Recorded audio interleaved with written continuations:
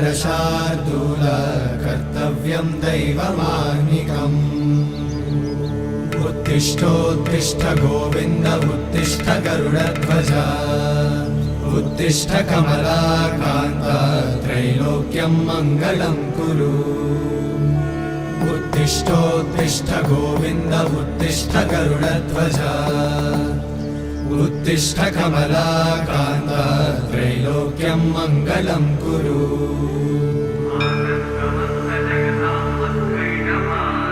मातः समस्त जगतां मधुकैटभारे वक्षो विहारी मनोहर दिव्यमूर्ते